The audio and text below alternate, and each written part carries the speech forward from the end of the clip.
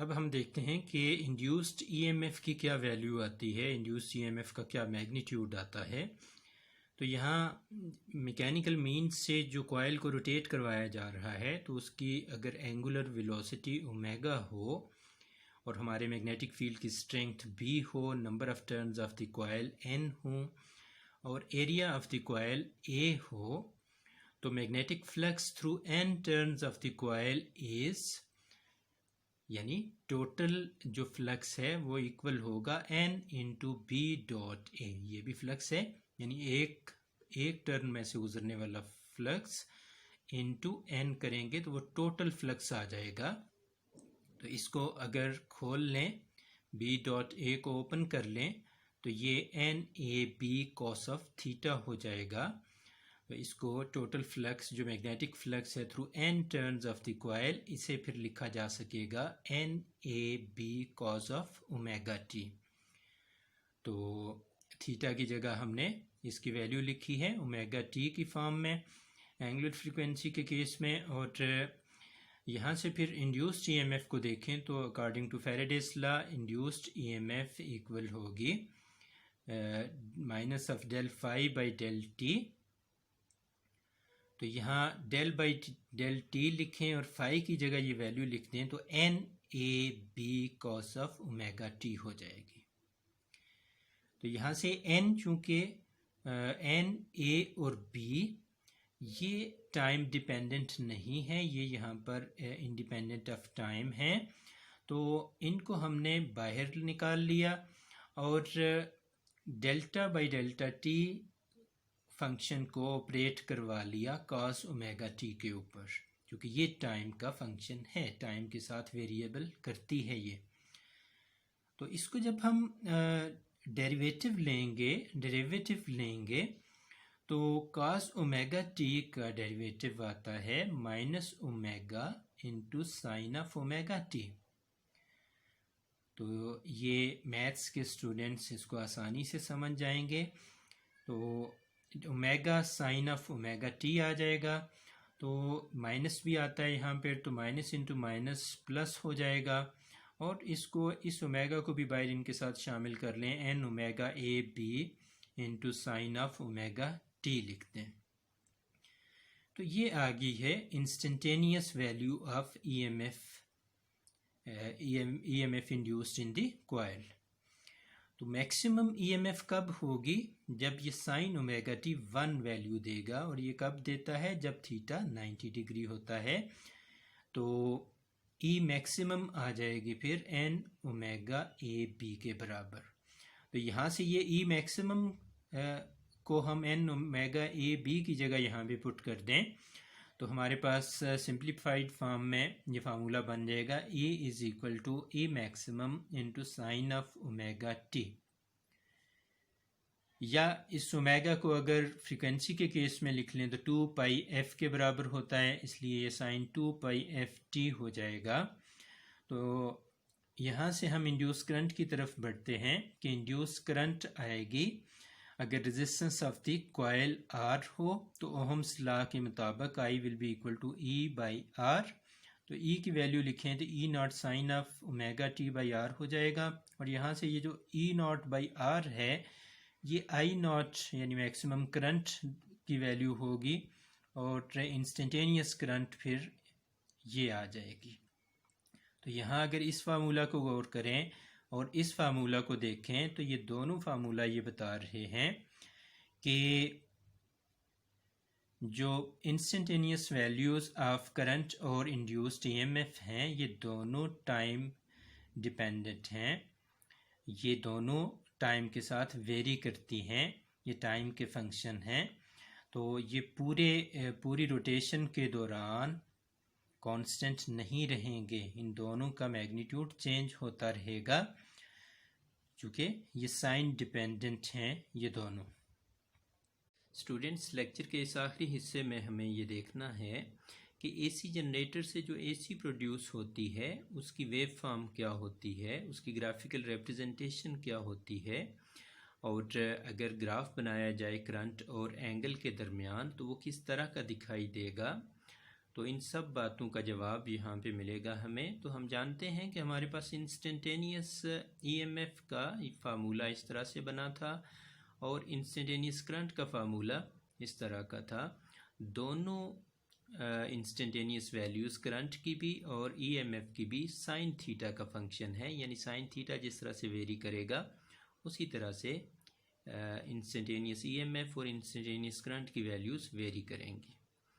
तो बात शुरू करते हैं। जब हमारी plane of the coil perpendicular है, जैसा कि इस केस में आपको दिखाया गया है कि plane of the coil perpendicular है और प्लेन के परपेंडिकुलर होने की वजह से यहाँ पर जो ए बी साइड है, ये चूँकि एंटी क्लॉकवाइज रोटेशन है तो ये यहाँ पर राइट साइड पर मूव कर रही है, यानी ए बी साइड की वेलोसिटी की डायरेक्शन लेफ़्ट टू राइट है और हमारा जो मैग्नेटिक फील्ड है यहाँ पे वो भी लेफ़्ट टू राइट पॉइंट करता है। तो V और B के दरमियान एंगल यहाँ पे 0 डिग्री आएगा। तो जब वेलोसिटी और मैग्नेटिक फील्ड के दरमियान एंगल 0 डिग्री हो तो उस वक्त plane of the loop perpendicular होती है और करंट 0 होगी, क्योंकि यहाँ एंगल की जगह जब 0 पुट करेंगे तो साइन 0 हो जाएगा। और याद रखना हमें यह है कि फ़िज़िकली भी इसमें उस वक्त कोई इंडक्शन नहीं हो रही होती। तो जो फ़िज़िकल हैपनिंग है, जो हमारी ऑब्ज़र्वेशन है, वो ये मैथमेटिकल फार्मूला भी हमें बिल्कुल वही बात बता रहा है। तो यहाँ याद रहे कि हमने इस पूरी कॉइल के सारे सेगमेंट्स को हवाला नहीं बनाना, हम हवाले के तौर पर सिर्फ ए बी साइड की वेलोसिटी की डायरेक्शन यहाँ पर डिस्कस करेंगे। उसके मुताबिक वेव फॉर्म देखेंगे कि एसी की क्या बनती है, क्योंकि जिस तरह का बिहेवियर ए बी साइड की मूवमेंट का के साथ करंट का है, इसी तरह का सी डी साइड के साथ भी होगा, तो इससे फ़र्क नहीं पड़ेगा। तो जब ये चूँकि कॉइल रोटेट कर रही है तो इसने यहाँ रुके नहीं होना, तो फ़ौरन ये आगे बढ़ेगी। जब आगे बढ़ेगी तो एंगल इंक्रीज़ करेगा। यहाँ दोनों पैरेलल हैं, V और B पैरेलल हैं, एंगल 0 डिग्री है, लेकिन जैसे ही रोटेशन होगी वेलोसिटी की डायरेक्शन थोड़ी सी चेंज होगी तो एंगल की वैल्यू कुछ आएगी, यानी 1 2 3 कुछ इंक्रीज़ करेगी।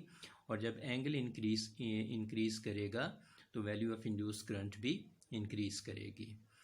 तो दूसरा जो स्पेशल केस है कि इस केस में अब वो रोटेट करती हुई यहाँ पहुँच चुकी हुई है और इस केस में अब आप देखें तो plane of the coil parallel है, जबकि ए बी साइड की वेलोसिटी अंदर की तरफ डायरेक्शन होगी, यानी अंदर की तरफ होगी ये, और सी डी बाहर की तरफ होगी। तो ए बी को अगर देखें तो ए बी की वेलोसिटी इनटू द पेपर है और मैग्नेटिक फील्ड राइट साइड पे है, तो दोनों के दरमियान एंगल यहाँ पे 90 डिग्री होगा। तो जब 90 डिग्री एंगल होता है, या इस 90 डिग्री को π/2 भी कहते हैं रेडियन के केस में, तो plane of the loop parallel है और मैक्सिमम करंट इस केस में इंड्यूस होगी।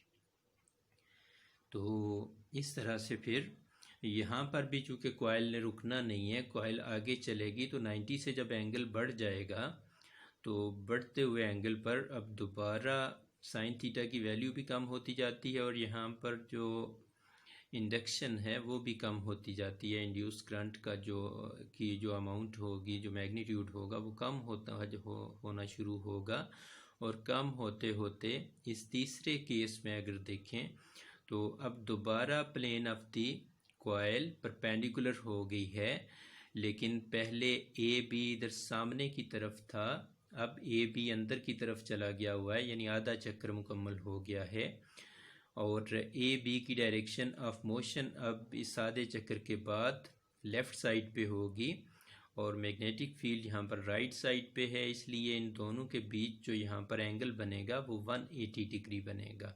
V लेफ़्ट साइड पे है, B राइट साइड पे है, तो अपोजिट साइड्स होने की वजह से यहाँ जो एंगल बनेगा वो 180 डिग्री बनेगा। और इस केस में भी साइन थीटा चूँकि साइन 180 ज़ीरो हो जाएगा, इसलिए इस केस में भी करंट इंड्यूस नहीं होगी, करंट वापस ज़ीरो हो जाएगी। तो व्हेन थीटा इज़ 180 डिग्री, इसको पाई भी कहते हैं रेडियन में, plane of the loop is again perpendicular to B and current becomes 0. तो इसके बाद जब एंगल 180 डिग्री से बढ़ेगा, 270 से कम होगा और 180 से ज़्यादा होगा तो करंट इंक्रीज़ करेगी, लेकिन अब उसकी डायरेक्शन रिवर्स हो जाएगी। यानी इस केस की बात हो रही है कि जब 180 डिग्री से आगे गया है तो करंट इंक्रीज़ करेगी, लेकिन उसकी डायरेक्शन रिवर्स हो जाएगी। और ये जो डायरेक्शन का रिवर्सल है ये हम इंड्यूस करंट के राइट हैंड रूल से, फ्लेमिंग्स राइट हैंड रूल से भी देख चुके हुए हैं।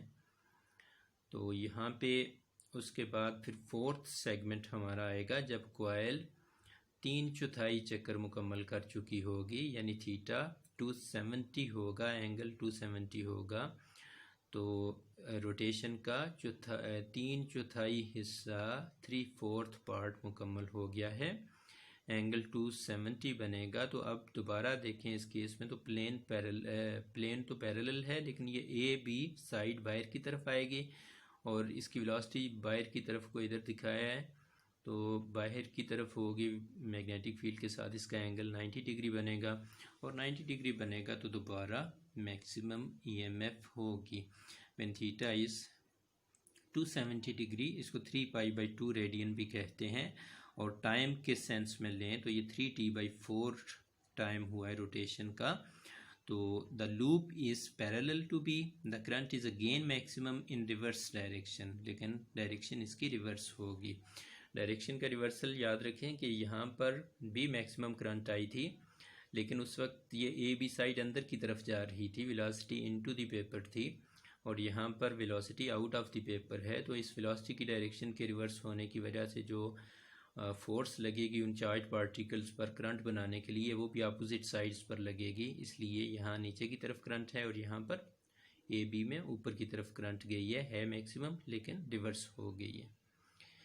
तो इसके बाद फिर जब 360 डिग्री एंगल होता है, यानी रोटेशन मुकम्मल हो जाती है, तो दोबारा इनिशियल पोजीशन पर आ जाती है। जिस तरह यहाँ इनिशियली प्लेन परपेंडिकुलर थी और ए बी साइड इधर थी सामने, दोबारा दोनों पैरेलल होंगे और ईएमएफ या करंट दोबारा 0 हो जाएगी।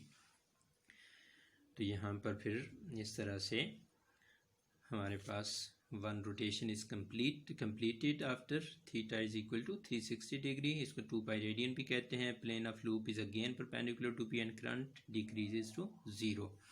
और इस सारे केस में हमने ग्राफिकल देखा कि जब दोनों पैरेलल थे तो 0 थी, जब एंगल 0 डिग्री से बढ़ना शुरू हुआ तो मैग्नीट्यूड ऑफ करंट भी बढ़ना शुरू हो गया। इंस्टेंटेनियस करंट बढ़ते बढ़ते बढ़ते 90 डिग्री पर यह π/2 पर मैक्सिमम हो गया, और 90 डिग्री के से एंगल इंक्रीज़ किया तो फिर कम होना शुरू हुआ, और कम होते होते होते 180 पर जाके दोबारा 0 हो गया उसी साइड पर।